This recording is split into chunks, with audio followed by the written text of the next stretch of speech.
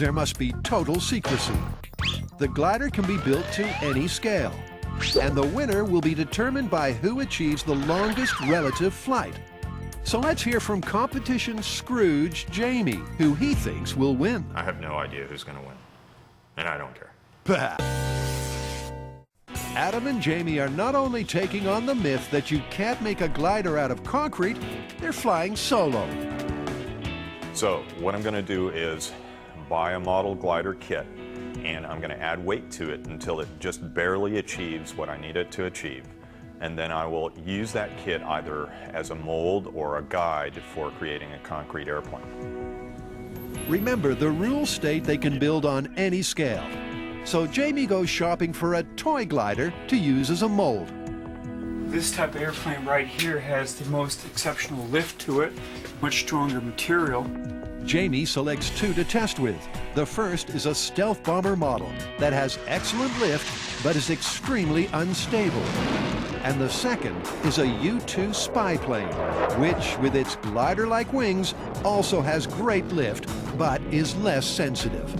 Back at M5, and while Jamie is using pragmatic shortcuts, Adam is taking a more intuitive approach. Basically, he's going to wing it. I'm trying to come up with a visceral understanding of exactly what it takes to make something fly. I don't just want to follow someone else's design and then have it screw up on me because, well, I just followed someone else's design. Incredibly, Adam's make-it-up-as-you-go-along approach seems to be working. That's cool. Right there, that's cool. I'm going to do some actual, like, almost kite tests with this, just to try and figure out how this kind of size of glider might work. I'm just trying to learn all about everything I need to know within a day.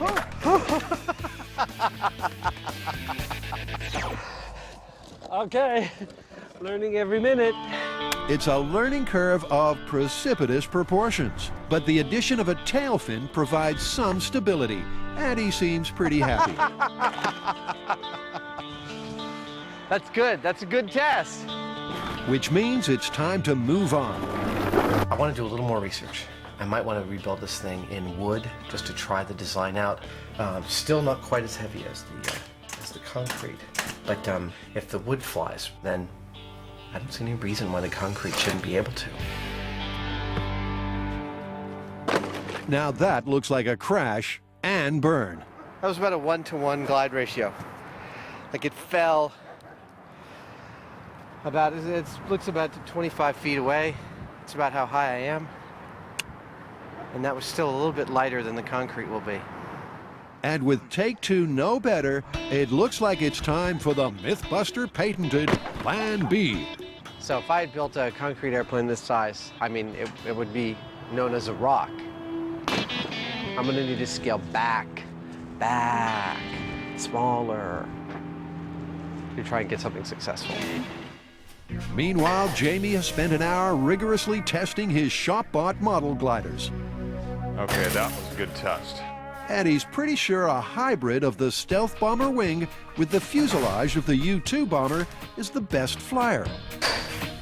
Well, it looks like this wing design is the winner.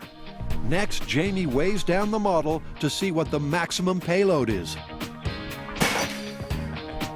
Well, based on this test, I believe this is about the maximum that I could go. I think I should be under this, but definitely no more than this. I'm going to go ahead and weigh this now, and we'll see what kind of volume of concrete that translates to. So according to Jamie, if he can make this glider out of concrete and keep it to less than 800 grams, he might just get this myth off the ground. I come across Cayley and his proto-original Coachman-carrying glider. Cayley was an amazing aeronautical experimentalist. He died, I think, in the mid-1800s, 50 years before the Wright brothers' first flight with a powered airplane. So Adam finally has a design. Now he's got some catching up to do. Well, now I got to draw out the pattern on this foam, and then I got to start like sanding and sculpting it. With the mold ready to go, Adam lays out carbon fiber mesh for strength. And then he casts his lightweight concrete mix onto the foam mold. And like Jamie, it's just a question of getting his concrete glider to cure. But this being Mythbusters, time is of the essence. I am prepping my mold to hopefully set faster than 28 days, which is the recommended setting time for this concrete. Keeping the concrete moist in a warm environment is as much as they can do to encourage the curing process. Concrete sets in hours, but curing is a chemical process that takes weeks.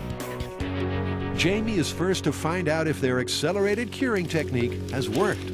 That's got to be about the thinnest piece of concrete you ever saw. So far, so good. But as he assembles the wing sections, Jamie finds he has a weightier problem than the curing process. His maximum weight of 800 grams has been busted. Right now it weighs about 1,300 grams, which is about twice what it needs to weigh for it to be in the worst case scenario where it just barely is flying. This was originally just the bottom section, not a very structural part of the original wing. But seeing as how it was so overweight, now this becomes the actual wing itself. By putting a little bend in it, I think we'll get to the same place.